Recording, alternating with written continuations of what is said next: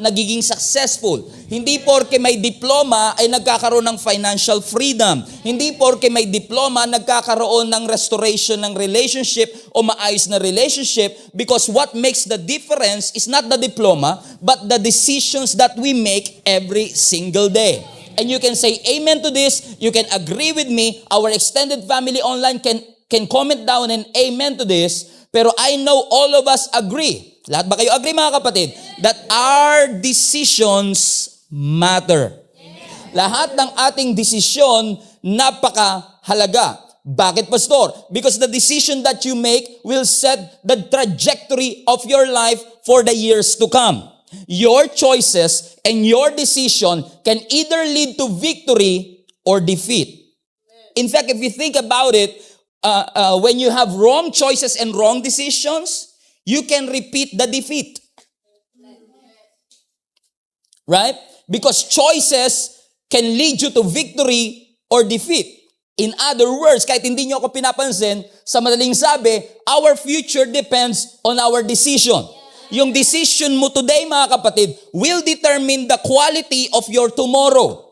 Yung career path na ating pipiliin. Yung mga decisions natin patungkol sa sino ang ating papakasalan. Anong kurso ang aking kukuhanin. Paano ko i-handle ang aking finances. Paano ko papangalagaan ang aking katawan. Paano ko i-raise up ang aking mga anak. Paano ko aalagaan at papakainin ang aking pamilya. Paano ko aalagaan ang aking spiritual life. Lahat tayo may mga desisyon sa ginagawa. Araw-araw. Di ko alam, ba't gumaganon ako? At alam niyo, mga kapatid, sa totoo lang, madali lang sanang magdesisyon kung ang Diyos nagko-cooperate. Alam niyo, ibig sabihin na pagka may kailangan kang desisyon, magsusulat lang ang Diyos sa langit ng sagot. Let's say, for example, Lord, saan ako kakain? Nagsulat si Lord, Jollibee. Oh, Jollibee, Lord. Thank you, Lord. Anong o-ordering ko, Lord? Chicken joy with spaghetti. Lord, chicken joy with spaghetti. Right? Nagutom na sila. Saan ako magpa-park? Second floor or basement? Oh, second floor. Sinong papakasalan ko? John. Taga saan si John? John lang. Okay, maraming mga decisions that we make every single day. Saan tayo kakain? Saan tayo magpa-park? Anong susuot natin? Sino magiging lifetime partner natin? Paano tayo magre-respond sa argument? Sasagot ba ako sa tag niya sa akin sa Facebook o hindi ko na lang papansinin? Mas madali sana kung ang Diyos parang in essence nagko-cooperate at sisusulat na lang ng Diyos sa langit ang lahat ng sagot sa ating mga decisions. But in reality, if you are old enough, you will realize it's not the case. Hindi ganun ang sitwasyon ng buhay. We make decisions every single day and your present will become your past. Yung kakasabi ko lang na yun, past na yun. I just said it. And this thing, yung Sunday, bukas past na to. At ang alam ko sa past, nagmumulto siya sa future. Sino sa inyo, mga kapatid, may mga past kayo na 20 years later, nagmumulto pa rin? May mga past kayo na 25 years later, nandun pa rin, nagmumulto pa rin sa atin. In essence, lahat ng mga decision natin is either helping you or hurting you. Our decisions is either helping our future or hurting our future. That's why it's important that we ask God for wisdom. Ang sabi ng verse na binasa natin kanina, getting wisdom is the wisest thing that you can do. Hallelujah. Actually, ang wisdom dito in the Hebrew, ang ibig sabihin nito is not naturally attained. Ibig sabihin yung wisdom na sinasabi dito sa scripture, hindi ito yung wisdom na makukuha mo sa school o tinuturo ng teacher. It is a supernatural wisdom. In other words, kapag meron kang supernatural wisdom na galing sa ating Panginoon through the Word of God, ang sabi ng scripture, that is the wisest thing that you can do. Bakit? Kasi kung ano man ang gagawin mo, God will give you, through that wisdom, magkakaroon ka ng good judgment. Oh, hallelujah. Good judgment na sa Hebrew ang ibig sabihin is discernment. In other words, if you have the wisdom, you can discern. Ang problema ng maraming Christian community nowadays, ako Christian din, pero ito problema natin mga Christian. Masyado nating ini-spiritualize ang maraming bagay. Pag sinabi nating discernment, ganito. Nadidiscern ko malungkot ka. Nadidiscern ko stressed ka. Nadidiscern ko hindi ka pa kumakain. Nadidiscern ko gusto mo nang umalis. Naging panguhula na yung discernment. Discernment is not a holy guess. Ginawa mo pang holy guess din yun. Ang discernment, hindi ka nanguhula. Ang discernment actually in the Hebrew means to distinguish, to examine. You are sure. You can make good judgment that is sure. Why? Because you have the wisdom from the Lord. And getting that wisdom is the wisest thing that you can do because you know the next step. If you want to be successful, what you want is knowing what's the next step. What's the next turn? Should I turn left or right?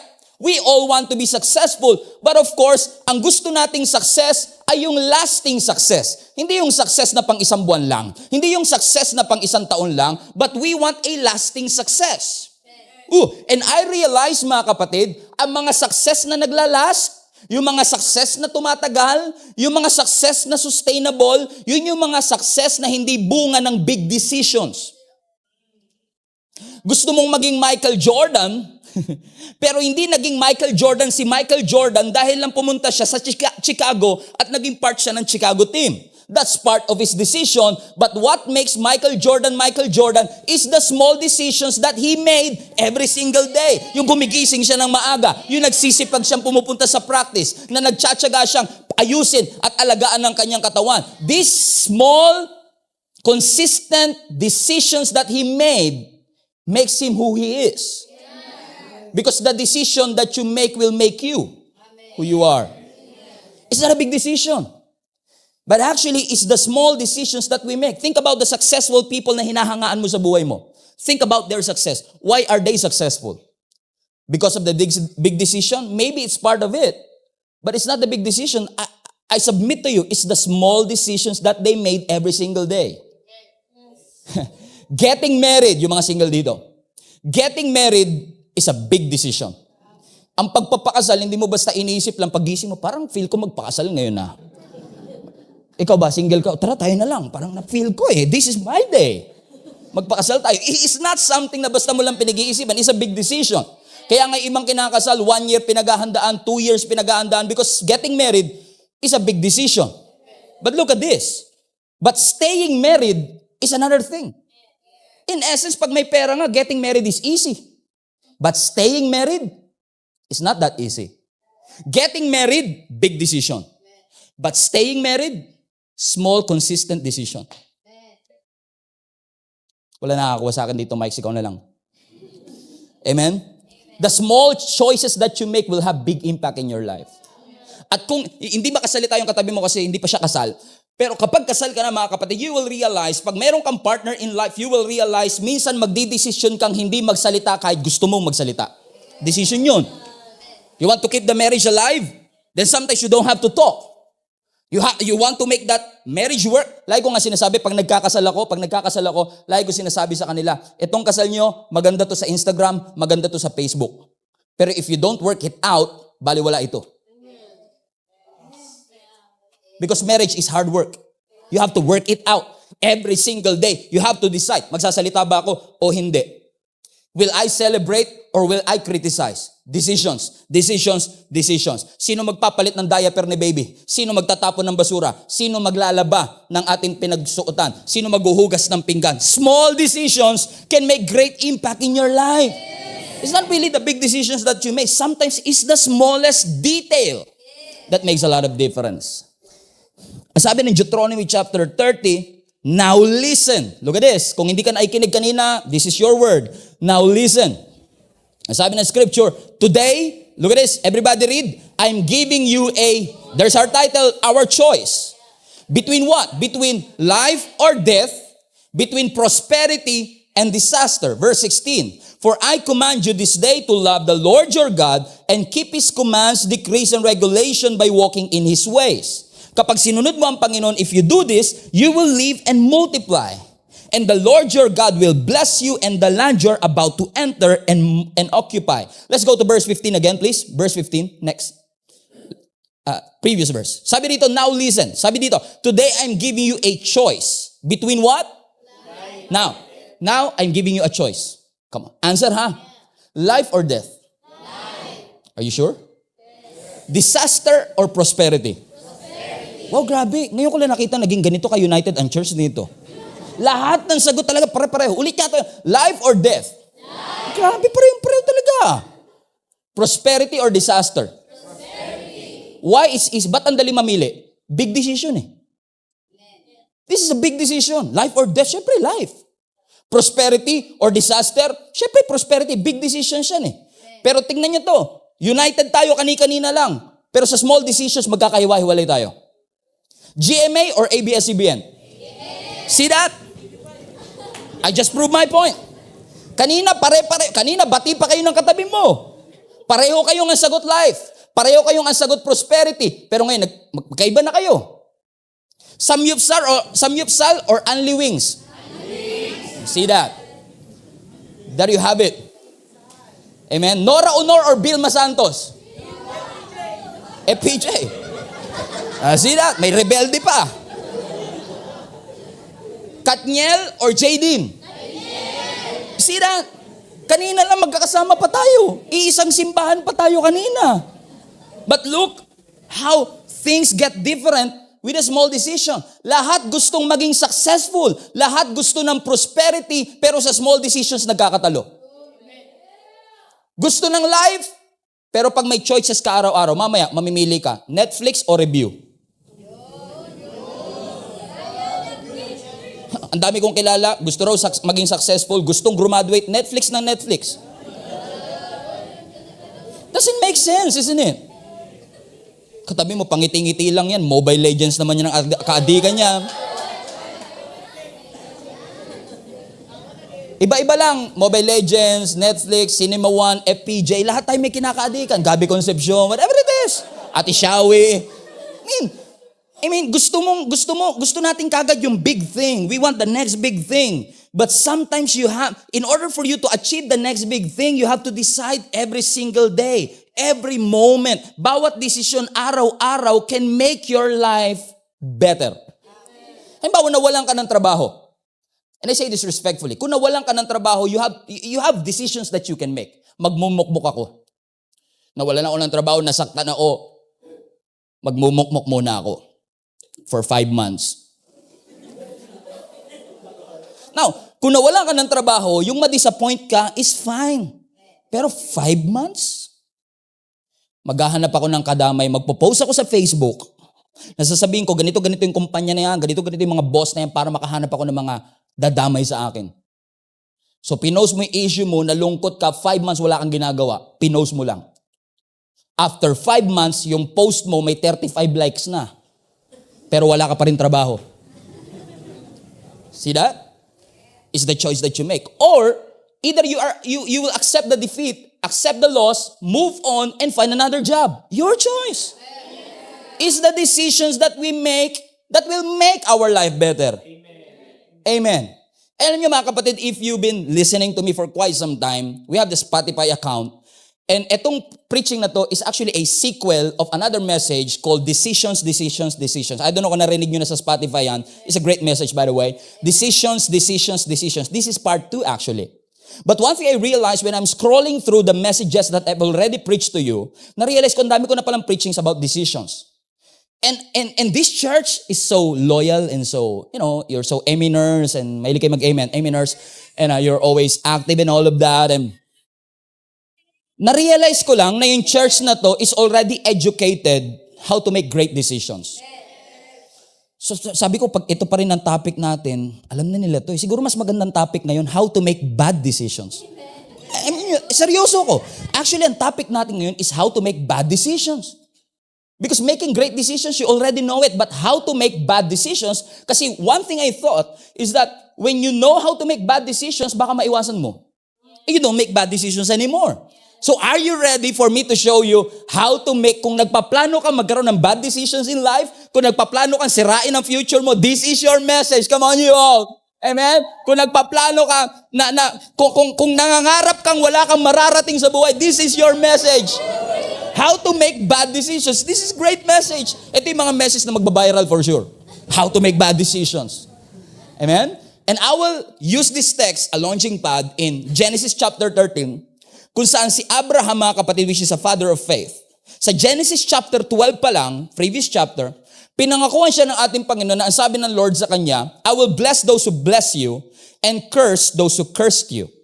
At ang sabi ng Lord sa kanya, mag-impake ka na ng mga gamit mo at pumunta ka sa isang lugar na sasabihin ko sa iyo. Now, that takes a lot of faith to follow kasi hindi sinabi ng Lord kung saan siya pupunta. Ang sabi lang ng Lord, mag-impake ka, sasabihin ko sa iyo kung saan ka pupunta. That's trusting in the Lord. That's what I call blind obedience. You don't know the destination, you just follow. You don't see the next floor, but you step out anyway. So he stepped out, sinama niya yung kanyang pamangkin, ang pangalan ay Lot, which brings him a lot of problem. Okay? Kasi si Abraham and Lot bilang magtito, mag-uncle, habang sila'y nasa biyahe, nasa journey na, ang sabi ng verses na ating pag-aaralan is that sumobrang yaman yung dalawa. Yeah, you heard it right. Sumobrang yaman yung dalawa to the point na dumami yung kanilang mga ari-arian, na sa sobrang dami ng kanilang ari-arian, yung mga katiwala nila nagtatalo na kung kanino ba talaga yung mga blessings na ito. Kaya nga ako naniniwala, hindi porke may blessing, wala ng conflict. More blessings create more conflict. New level will create new devil. It's just the way of life. And as sabi ng verse 8, look at this, verse 8. Finally, Abram said to Lot, let's not allow this conflict to come between us and our herdsmen. After all, we are close relatives. Verse 9, the whole countryside is open to you. Look at this. Take your choice. Here you go again. Take your choice of any section of the land you want, and we will separate. If you want the land on the left, I'll take the right. If you prefer the right, I'll take the left. That's a generous uncle. Kasi habang naglalakad sila, sabi niya, okay, nagkakaroon ng problema yung mga tauhan natin, ayoko naman magtalo pa tayo, magkamag-anak tayo, ganito gawin natin, maghiwalay tayo, tignan mo yung lupa, kung pipiliin mo yung kanan, akin yung kaliwa, kung pipiliin mo yung kaliwa, akin yung kanan. So the choice ay na kay Lot. Okay? Lalaki nga pala si Lot. Hindi siya si Lot de Leon. Babae yun. Pag dinalawa mo siya, babae na siya. Pag isa lang, lalaki yun. Hallelujah. So may choice si Lot, left or right. See? Verse 10. Tignan nyo kung anong ginawa ni Lot, ha? Nag-pray si Lot. Tignan nyo. Sabi ng verse 10. Lot took a long look, bear that in mind, long look at the fertile plains of the Jordan Valley in the direction of Zoar. The whole area was well-watered everywhere. Yung tubig, hindi problema. Tignan nyo, ang lulungkot pa rin ninyo. Hindi nyo ma-appreciate kasi dito may baha. Ang daming tubig dito. Pero context, my friend, context. Nasa disyerto sila at this point. At kung yung disyerto may enough water, that's where you want to go. Amen. Ang sabi ng scripture, nung tinignan ni Lot, sabi niya, grabe yung lupa dito, ang taba, madali magpatubo ng halaman, at maraming tubig. Oh, this is a good choice. 2 checklist ko, pasok ka. Gwapo, may trabaho, okay ah. Tignan natin next. Next, sabi rito, and it's like a garden of the Lord or beautiful land of Egypt. Ang Egypt is a picture of abundance. Yan yung tinitingala nilang bansa at that time. So nung nakita niya, parang Egypto, in other words, parang ito yung dream country natin. This is amazing. Lahat ng checklist ko, 1, 2, 3, lahat check. This was before the Lord destroyed Sodom and Gomorrah. Verse 11. So Lot chose for himself the whole Jordan Valley to the east of them. He went there with his flocks and servants and parted company with his uncle Abram. In other words, nung pinapili si Lot, yung pinili niya, yung well-watered, yung fertile, at yung parang Egypt. Naghiwalay sila ng uncle niya, at pag tinignan niya, sabi niyo, grabe, asan dyan yung wisdom? Kasi wala mo makita eh. Because when you look at it, mukhang yung decision harmless. Parang wala naman nangyari. Naghiwalay sila parang sa ikabubuti naman natin ito. It looks harmless. But I will challenge you, when you go home, read the next verses and next chapter, magugulat kayo yung napili ni Lot na lugar, Sodoma at Gomorrah. Kahit di kayo Christian, familiar kayo sa Sodoma at Gomorrah, alam niyong ginunaw yun ng Diyos. Yun yung eksaktong lugar na pinili niya. Kulang yung lupa, left or right, yung pinili niya yung Sodoma at Gomorrah. It doesn't really make sense at first. So I want to show you 3 things from this scripture how to make bad decisions. This will help you. If you want to make bad decisions, this will help you. Kung gusto niyo mapariwara ang buhay niyo, this is going to help you. Number 1. Amen? If you want to make bad decisions, use your sight. Use your eyes.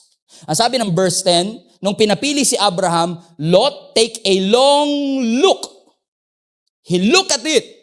Sabi niya, grabe, well-watered, fertile ang lupa, parang Egypt. This is the ideal location. But how many among you believe, mga kapatid, looks can be deceiving. Hindi, bad decision doesn't look bad at first.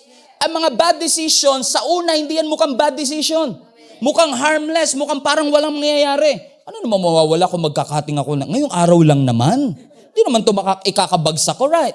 Kung a-absent ako ngayon, mawawalan lang ako ng isang araw na trabaho. Baliwala naman to. Wala namang effect. It looks harmless, but bad decisions usually looks not that bad at first. Because looks can be deceiving.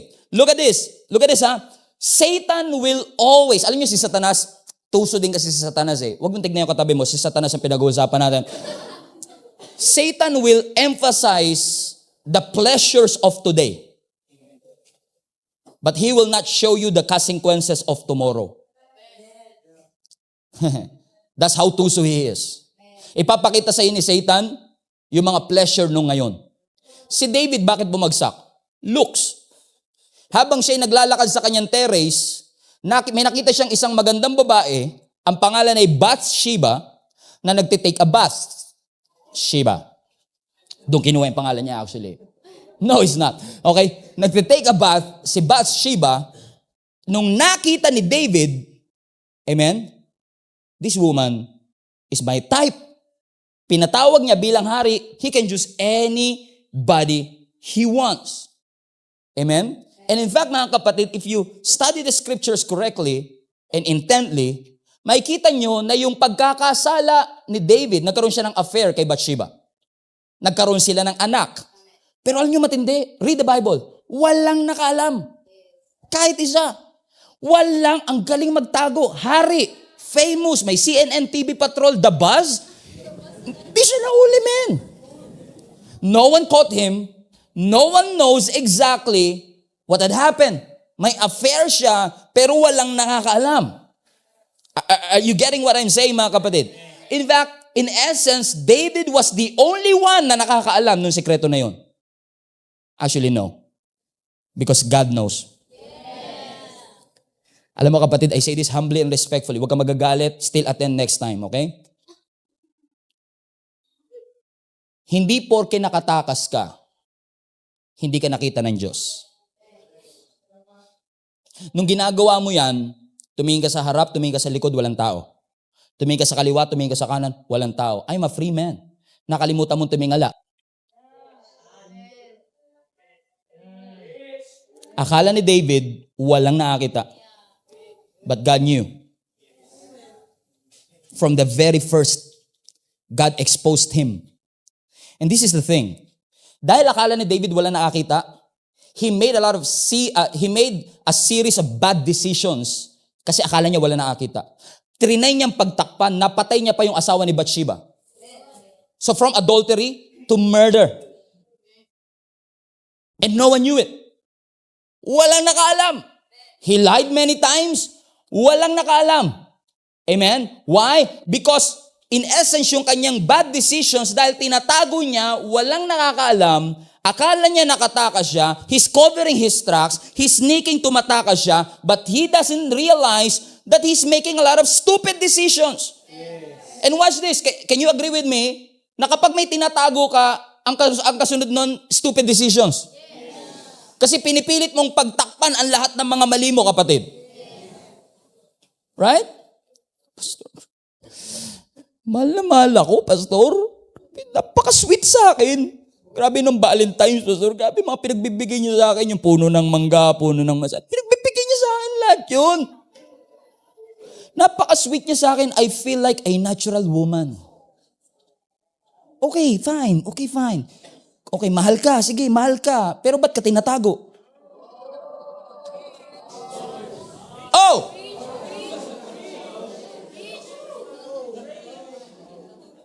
Pastor, wala naman kaming ginagawang masama. Yun nga. Okay, wala pa lang ginagawa. Hindi naman kita inusgana. Pero kung wala kang ginagawang masama, bakit mo tinatago? Wala pala eh. Because Sometimes when we are covering our tracks, we are making a lot of stupid decisions. Napaka-sweet niya nga. Mahal na mahal ka nga niya. Pero bakit kanya tinatago? Listen to me. I'm talking to you. Ikaw.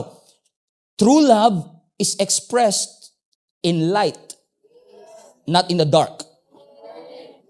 Not in the dark. Let that sink in for a while. Kung walang ginagawa masama, ba't mo tinatago? At kung mahal ka talaga, bakit ka tinatago? Something might be really wrong. Kung tinatago ka, get out of that relationship. You are so valuable, you are so worth it para itago. Huwag kang pumayag na side chick ka lang, Brad. Side chick, tas Brad. I'm sorry, you're just a human. Huwag kang pumayag na side chick ka lang. Huwag kang pumayag na rebound ka lang. Oy, pag gusto nyo kumain ng mais, pupunta ba kayo sa Jollibee? Hindi. May mais ba sa Jollibee? Meron. Pero side dish lang. Hindi ka pupunta sa Jollibee para sa mais. Pupunta ka para sa chicken at spaghetti kasi yun yung kanilang main entree. I get it right. Entree. Yan yung kanilang main entree at di ka pupunta sa Jollibee para sa mais kasi side dish lang siya. Kapatid, hindi ka side dish. Hindi ka sidekick. Side chick. Sidekick. Hallelujah.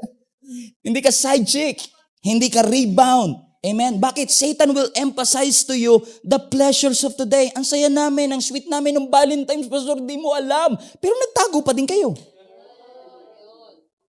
True love is expressed in the light, not in the dark. Sabi nga ng mga mas matatanda sa atin, hindi lahat ng kumikinang ginto. Huwag mong tingnan yung kwintas ng katabi mo. Hindi lahat ng kumikinang ginto. Ipapakita ni Satan sa'yo, masaya to. Pero hindi niya papakita yung consequences. That people will disrespect you. That people will lose their respect to you in the future. Kaya natatawa nga ako sa mga Pilipino. Alam niyo tayong mga Pilipino, ang hilig nating tumaya sa loto. Pag kayo nakita ko kayo doon tumataya, ibig sabihin, tumataya din ako. Nakita tayo eh. Alright? Ito. Isipin niyo to Ba't ang tao humaling sa loto? 125 million, instant pera. 130 million, 200 million. Umabot pa yan ng halos 1 billion, right? Remember that? Almost 1 billion. Pero mo kung pera mo 20,000, nag-shoot up, naging 2 billion, di ka na magtatrabaho. Right? Kasi ang ipapakita sa iyo ng PCSO, yung mga nanalo. Meron lang tayong one winner ng 200 million. One winner, solo-solo niya yung pera. Pero hindi papakita ng PCSO yung milyong-milyong taong tumaya din pero natalo. Ang pinakita lang sa iyo, yung nanalo. Nagpadaya naman tayo. Kasi tinitinong, baka manalo ko, Pastor. Kapatid, ang chance mo dyan, 1 in 175 million. Hindi mo pwedeng ilagay ang future mo dyan. Ito na ang bago kong kabuhayan. Ano? Tagataya. Ito Hindi lahat ng kumikinang ginto. Hindi lahat ng makintab, sariwa.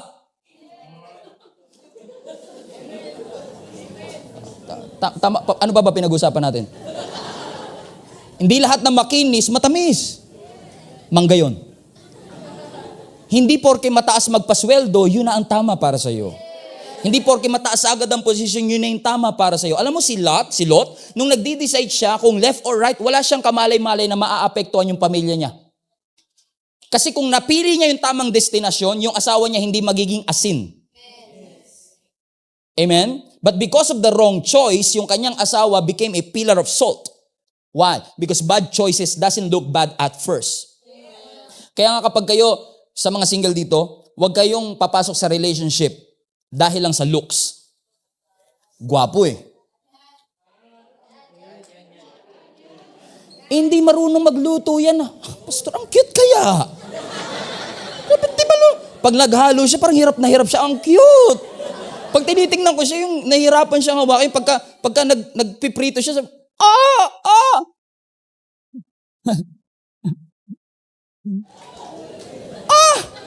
ikaw naman, cute na cute ka. Walang trabaho yan. Ang cute kaya, Pastor, ang dami niyang time para sa akin. Kasi wala siyang work. Grabe. Ang cute kasi walang time. Ano yung pagdating ng araw, yung mga cute na yan, pag-aawayan niyo yan. Looks can be deceiving. Huwag mong papadaya dahil mukha siyang cute. Lalo pag manliligaw, yung mga babae, ano yung mga babae, yung mga single na babae, know your worth, okay? Know your value. Pag nanliligaw sa inyong lalaki, hindi niyan papakita yung mga bad side niya. Oo, nagdaan kami dyan. Kaling kami dyan, niligawan ko din si Jenny. Amen? Pag ang lalaki nanliligaw, iniiwan niya yung bag, may mga iniiwang bag yan sa bahay. Hindi niya dinadala para ipakita sa iyo. Pag nanliligaw yan, sabi ko, grabe ka. Parang hindi, nagagalit ka ba? Ang bait-bait mo. Pero hindi niya kasi dinala yung anger issues niya nung nanliligaw siya sa'yo. Grabe, pastor, alam mo yung boyfriend ko ngayon, kaya siya yung sinagot ko kasi napakadami niya efforts na ginawa sa akin. Biruin mo nung nag-post yung mga kaibigan ko, hindi siya nag-like. Pero nung sa akin, pinusuan niya, pastor, pinusuan niya yung post ko. Effort ba yun? O, pastor, prines niya ng matagal.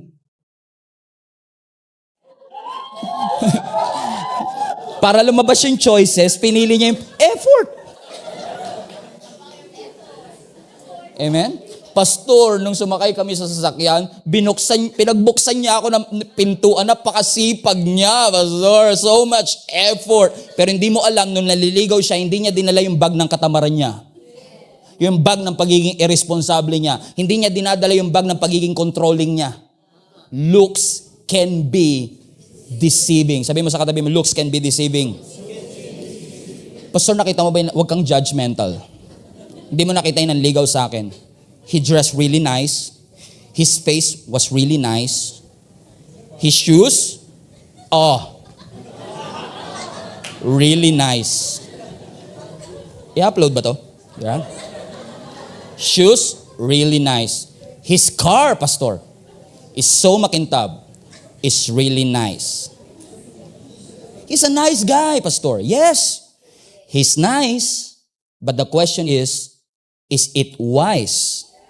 Hindi lahat ng nice, wise. Looks can be deceiving. Hindi porke kaya kang bilhan ng engagement ring, sasamahan ka sa suffering. Ooh! Bars. Inaano ko ni boss, naka-live tayo. Sorry po. Why? Looks can be deceiving. Number 2. Natututo ba kayo dito, mga kapatid? Diba? Kung gusto nyo mapariwara buhay nyo, this is interesting. So trust what you see and your life will become a mess. Number 2, feelings. Feelings. Kasi ang sabi ng scripture, nung tinignan ni Lot, sabi niya, fertile yung plains, well-watered, beautiful garden. Parang siguro, in essence, sa pakiramdam niya, this is a great place. Without even praying for it. Ano lang ginawa niya? It feels good. It feels right. Gusto mo sirain ang buhay mo? Pag nagdesisyon ka, laging feels right. Laging feels good. Pero hindi lahat ng feels good at hindi lahat ng feels right is right. It's not always the right decision. As a Christian, we should be led by the Holy Spirit and not by our feelings. Do you agree? Madalas ng pinagsisisihan nating desisyon is our decision based on our feelings. Ano sabi ng Proverbs 16:25? There is a way which seems right to a man, but its end is the way of death. It looks good. It feels good. It feels right at first, pero ang ending, death. Can I preach on this? Pwede ba natin itulak pa ng konti? Okay lang na i-emphasize ko ng konti. Sure kayo, magagalit kayo sa akin. Okay. So my suggestion, huwag kang magdedesisyon when you feel angry. Feelings. Don't decide when you feel pressured. When you feel manipulated. Huwag kang papasok sa relationship dahil lang you feel ugly. I feel ugly and she makes me look beautiful. Tayo na. Feelings yan. If you feel inadequate, if you feel incomplete, unrecognized, unappreciated, ang appreciation mo, wag mo hanapin sa boyfriend, wag mo hanapin sa lalaki o babae. Ang appreciation mo na kay Lord. Ang validation na kay Lord. Ang recognition na sa ating Panginoon. Don't decide based on feelings, especially when you feel lonely. Huwag ka papasok sa relationship because I feel lonely. Nalulungkot ako. I feel lonely. Tayo na. Malungkot ka rin ba? Malungkot ako. Magsama tayo. Nagdamay ka pa.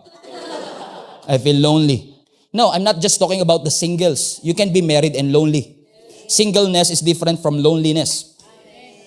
Amen? What I'm trying to say, mga kapatid, is that these are all feelings. Sometimes the right decision doesn't feel right. I say that again. That's too good. Sometimes the right decision doesn't feel right. Tapos, dahil feelings ang pinairal, gagawin ang gusto natin gawin, pagka nagkaloko-loko, Lord naman kasi, ba't mo kami pinabayaan? Ba't mo hinayaang mangyari sa amin to? Well, honestly, it's our fault. It's our fault. It's our fault. Sabi mo sa katabi mo, sometimes, it's your fault.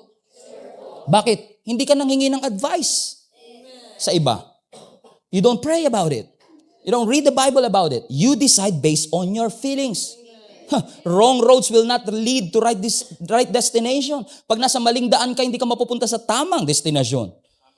It's not about the feelings. It's about the leading of the Holy Spirit in us. Gusto niyo sirain ang buhay niyo? Decide based on your feelings. Grabe, pastor, ang dali lang palang magsira ng buhay. Yes. Dalawa pa lang yan. Amen? Trust your sight, trust your feelings, and you are in for a fall. Number 3, last. Trust the sense of time. Sense of sight, sense of feeling, and number 3, sense of time. Pastor, nag-aral ako na elementary, wala sa 5 senses yung time. Alam niyo, ang ating senses, ang ating katawan is more than 5 senses. 5 ang common, pero more than 5 senses. Okay lang mag-science ako ng konti, baka lumabas sa exam nyo to, okay? Alam niyo, ang ating katawan, meron tayong tinatawag na sense of time. Alam niyo ba that your body can predict the accurate time? I mean, if you allow it. Kaya yung iba sa inyo, nagigising kayo ng eksakto 4 a.m. every day, kahit walang alarm clock. May kilala kayong ganon? Kasi ang ating katawan may yung iba hindi pinapansin yung sense of time. Tulog lang ng tulog dire-diretso hanggang hapon na yon. Pero hindi naman lahat gano'n. May mga tao na meron silang sense of time kasi yung ating cerebral cortex, parang alam ko yung sinasabi ko, no? Yung cerebral cortex natin ay nakikipagtulungan sa ating katawan para ma-discern natin at ma-sense natin, is it the right time? Gusto mong sirain ang buhay mo? Use the sense of time. Yung bang sasabihin nila, 30 years old ka na, ba't wala ka pang boyfriend? 25 years old ka na, bakit wala ka pa rin ganito? Pansin niyo yung mga Pilipino nakakalungkot din minsan eh. Pagka hindi ka patapos ng pag-aaral, sasabihin sa'yo, kailan ka gagraduate? Bilangin niyo po, kailan taon pa? Bilang na K-12 naman ako eh. Okay? Pagka nakagraduate ka na, ang tanong, kailan ka magkakatrabaho? Pag nagkatrabaho ka na, kailan ka mag-aasawa? Pag nagkaasawa ka na, kailan ka magkakaanak? Pag nagkaanak ka na, kailan mo susundan? Laging sunod-sunod yung mga kailan. Bumawi ka na lang pag may funeral, sabi mo sa kanya, kailan po kayo susunod? I mean,